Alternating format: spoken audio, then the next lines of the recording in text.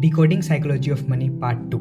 इस बुक के इंट्रोडक्शन में ऑथर एक नॉलेजेबल स्टोरी एक्सप्लेन करते हैं, जिसमें वह बताते हैं कि वह एक नाइस के रूप में लॉस एंजलिस के एक होटल में काम करते थे, जहाँ पर एक गेस्ट जो कि एक टेक्नोलॉजी एग्जीक्यूटिव था, वह हमेशा वह होटल विजिट करता था। वह जो है एक वाईफाई के कंपोनेंट को वह डिस्कवर किया था, डिज़ाइन किया था और उसको पेटेंट भी करवाया था। वो अपने 20s में ये किया था और वो बहुत ही वाइडली सक्सेसफुल था।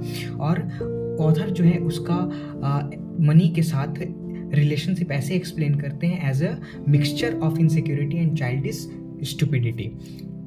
और वह गेस्ट अपने पास $100 के बिल का एक बंडल रखता था हमेशा, और सबको वह दिखाते रहता था और उसको भी दिखाता था जो वह देखना नहीं चाहता था।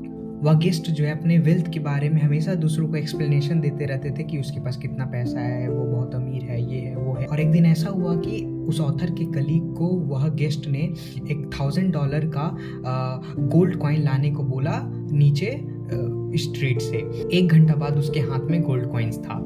वह गेस्ट और उसके दोस्त सब मिल करके जाते हैं डॉक पर और फिर पैसिफिक ओशन को वो लोग देखते हैं। और फिर थोड़ा देर बाद वो लोग सब कॉइन्स को सी में फेंकना स्टार्ट कर देते हैं। और फिर जो है वो लोग हंसी मजाक में वो खेल खेलते हैं कि किसका सबसे दूर कॉइन्स जाता है। और फिर वो लोग पूरा सारे कॉइन्स को वो पैसिफिक ओशन में फेंक देते हैं। और कुछ दिन बाद उसी होटल में उस गेस्ट के द्वारा $500 का एक लैंप जो है वो टूट जाता है और वहाँ के वर्कर जो है उसे रिप्लेस करने को बोलते हैं। तो वह गेस्ट गुस्से से उसे बोलता है $500 चाहिए तुम्हें। और फिर अपने पॉकेट से एक नोटों की गड्डी निकाल के जिसमें $5000 होते हैं वह उस वर्कर को थमा देता है और बोलता है यह इंसल्ट दोबारा मेरे साथ मत करना।